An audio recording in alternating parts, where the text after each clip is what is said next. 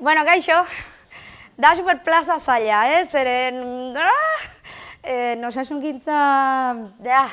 Bueno, zemuz joan dira jornadak. Zemuz, ondo, bai, naiz egon, orduan, irakurri ditut guztiak. Bai, hori ardura, zirudien negoela ikastero posaketetarako, amatxo maitea, zertzan hori. Baina, bueno, ondo, azteko barkamena nagoren dago, ez dago, antolatu baritu gauza asko, bale, berdin du. Barkatu, zeren ordu batetan, eta dukinun krisi absolutoa, zeren irakurri nun ere buruan, 13 irakurri nun 18. Orduan, nere buruan atxaldeko 6-tan etorri bar nintzen, eta nik zuzeneko irratian ordu batetan amaitzen dut, krisi absolutoa, eta nagore zer izaiona den, lasai nerea, ez gestionando krisis, ez? Oso ondo, oso ondo. Da oso kuriosoa buruak nola funtzionatzen duen egia absolutoak esaten ditugunean, ez hau da egia absolutoa, beti da pixka relatiboa, zen informazioa jasotzen dugu amedias. Hau gertatzen da, baietz? Karreran, lasai, lasai, eske nire irakasleak daude. Karreran, eske egin de memoria bat, karreran, gogoratzen nahi psikosozialean, supiriarekin, bingenez, bestia, supiriarekin, Xabier, ez? Xabierrekin, egin ariketa bat oso kuriosoa asko gustatu zitzaidana, zeneri gauzabek asko gustatzen zaizkit. Hau da, datuak oso politak, markapasosak, egin de, eski karo, niziun egon ez lanean urte askotan, Carlos, Felix, ez dago, pero Felix. Eta, baina, niri ariketa, komunikazio ariketak oso interesgarriak iruditzen zaizkit ulertzeko nola funtzionatzen dugun. Eta egin genuen ariketat oso kuriosoa zana, geratuko zaidana bizitza osorako, da zein puntutaraino asimilatzen dugun informazioa. Nola asimilatzen dugun informazioa. Eta berak, kontatzun historia bat, jarri zan, bi aulki, bata bestearen aurrean, kontatzuzun historia bat, beste pertsona batik kontatzen zion historia hori, gero, Xabier kasu honetan, jun egiten zan, pertsona, jasotako informazioa jartzen zan, Xabierren lekuan, sartzen zan beste pertsona bat, eta beste pertsona hau saiatzen zan kontatzen jasotako informazio guztia.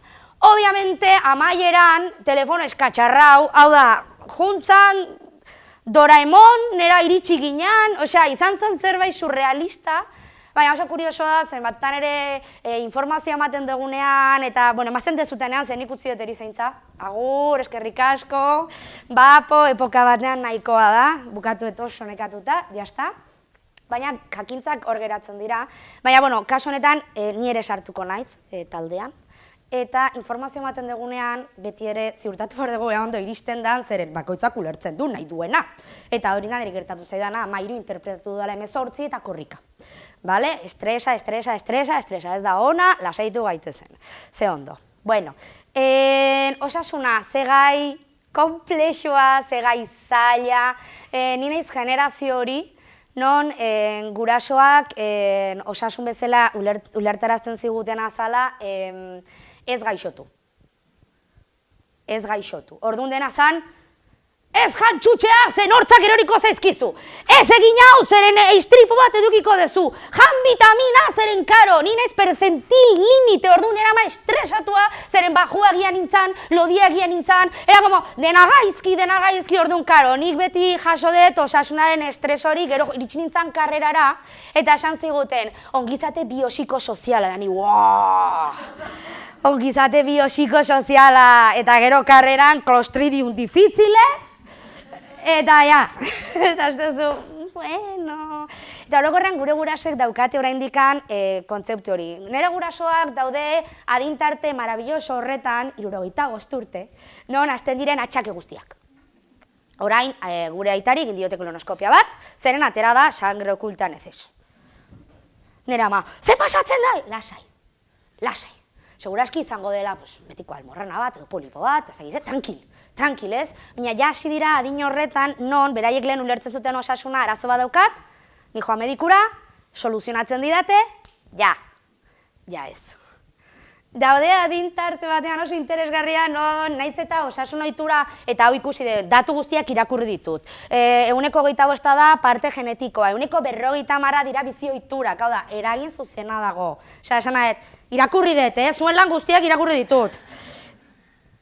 asimilatuet informazioaren zati bat, obviamente, baina oso interesgarria iruditu zait, esate, interesgarria sigirala hitz egiten osasuna, aspektu askozaz anitzago batean, eta ez bakarrik gaixotasunaren zea batekin. Egia da nik lan egin dudala ziuan. Obviamente, ordena da patologia maksimoa, ez? Eta dena da bum, bum, bum, bum, bum, bum, bum. Eta adibidez, osasun arretan, lehen arretan, beste leku batetik lan egiten da. Egin un lan beraientzat, Groseko ambulategiarentzat, osasun zentroarentzat, eta esan, ze interesgarria, ze niri gauzabek asko gustatzen zaizkit. Niri komunikazioa asko gustatzen zait. Bai? Orduan, nik nire aportazio txiki bat egingo dut, urrengo zeatarako, ni humoretik nator, bale? Orduan hartu gauzak humoretik, bale? Nik sortuko nuke EHUko unibertsitatean ondo hitzaren enkriptazioaren, osea, zeren, hau gertatzen da, zemuz ondo. Eta normalen izaten da patxi, 75 urteko baserritarra, apurtu eskina guztitatik, non eba eskalan da molestia, ez dizu zenbaki bat esaten.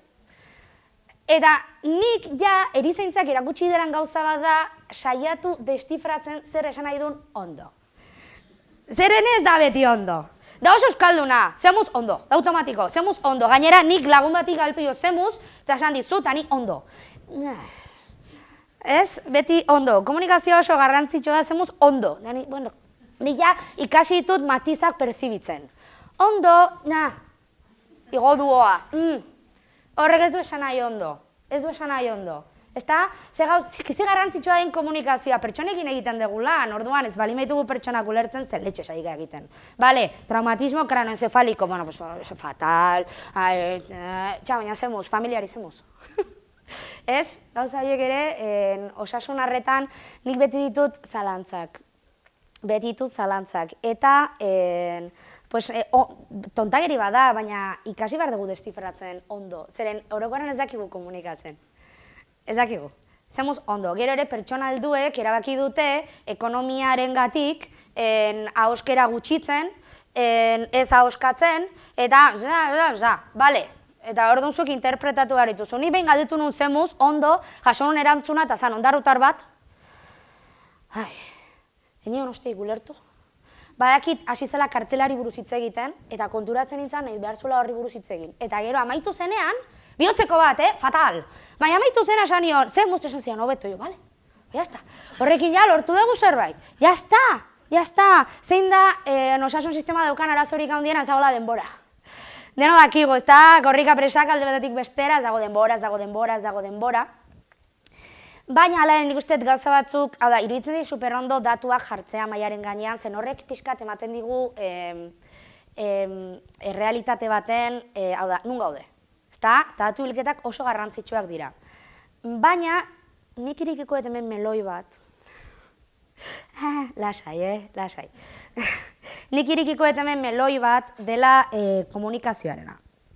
Egia esan, ez dakiz zehazki, agurra alaia izango da, lasai. Irikikoet meloi bat. Eta da, hori, osasuna nun kolokatzen dugun. Oraindik oso perspektiba biologikoa daukagu.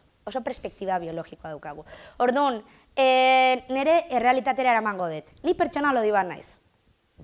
Jazta. Ezin detukatu, pertsona lodi bat naiz. Osasungintzak nik gaixo bezala tratatzen hau.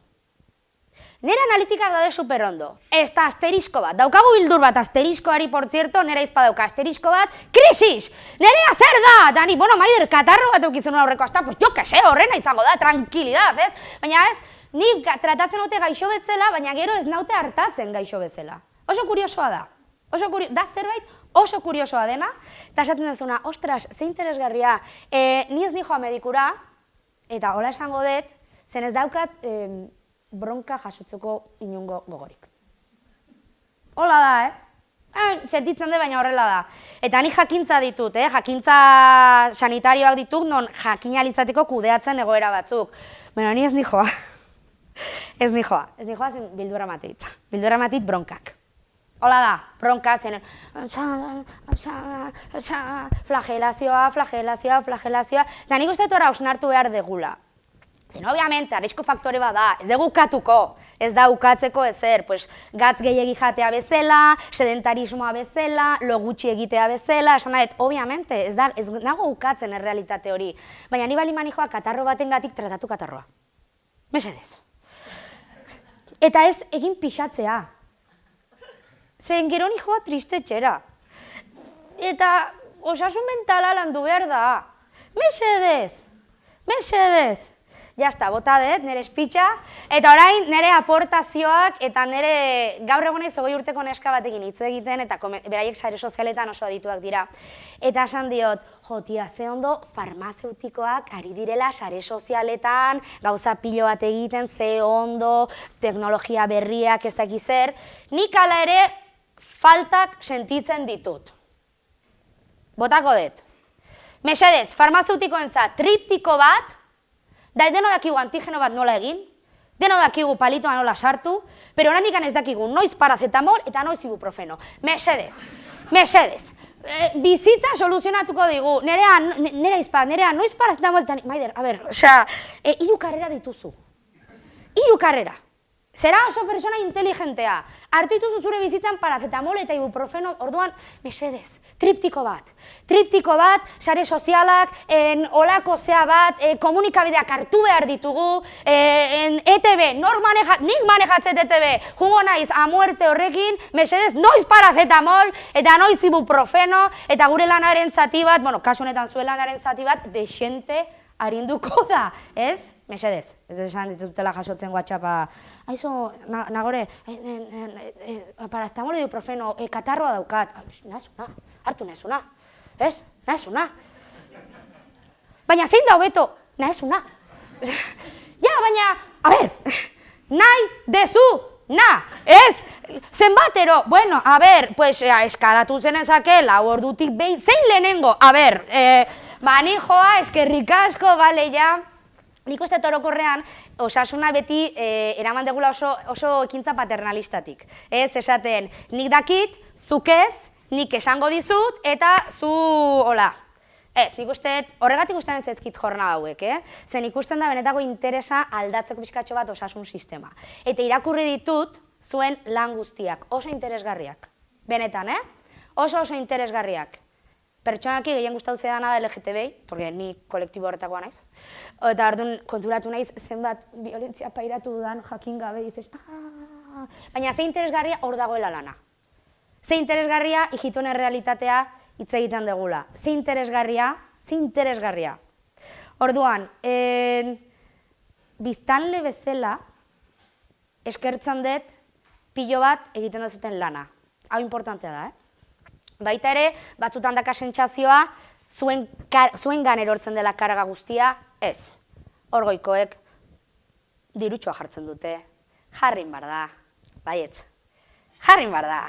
Venga, dirua, utzi tren alde batea eta jarri dirua hemen, ez da, mesedez groseko ambulategian astensore beagoa jarri, porque endokrinora igotzen zera, gero geisten zera, gero berriz igotzen zera, lautak-ataka juntatzen dira, agur, 2 ordu barru, ez da? Baietz, bigarren pixuan eskilarako la, osea... Eta groseko poblazioa gero ez da zarragoa denez, zeren gazte guztiak bagoazen ezin da hor bizi, animo! Bai? Hola da! Baiet! Ez que hola da! Ni orain altzan bizi naiz, aldapa. Puñetero guztian aldapa. Ikustituzu amoniak hor, gero hitz egiteko ego asko daukate. Arrapatzei zute aldapan? Oye, bonita! Ya me ayudarás, Jesús, claro que sí, venga. Eta, pues venga, hor ikusten da ere ze bakardade handia dagon. Zemateko hitz egiteko beharra dagon. Eta niri matit pena zeren, niri gustatuko litzaidak, baina ez gera iristen. Ez gera iristen, beraz... Beti gertatzen da! Ke guai! Lasai! Antzerkian beti gertatzen da. Mesedez jarri modu abione mugikorrak. Tiriririririririri. Venga! Ez da zer gertatzen. Bueno, nik atxaldean dago manifa, nik jungo naiz. Eta gizu jungo zaten. Hor sortzaietako bada kontxi.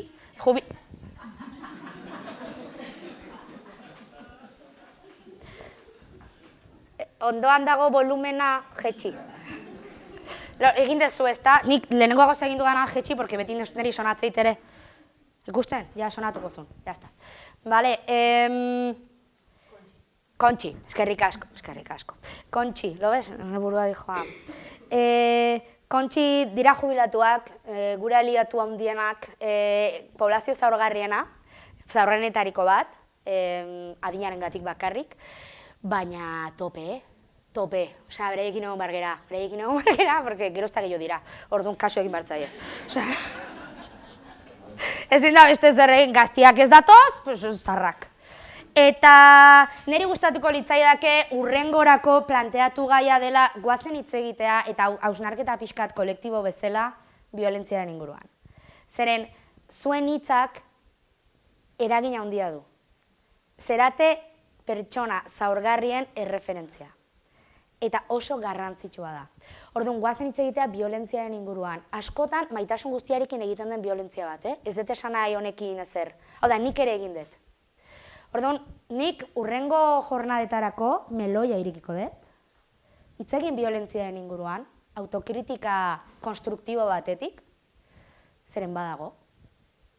Eta segi lanean, animo. Ni onartzen dut zoriontsuago bizi naizela erizaintza gabe, oso lan polita da, pero orain 1000 ematiet klase eta dira genialak. Eta oso ondo pasatzen dut, lehen ez duen oso ondo pasatzen. Naiz eta oso lan polita izan. Eta eskera duen zuek bezalako pertsonak, jarraitzen duzuten akortzen zuek gabe, bu ez gero zer. Eskerrik asko.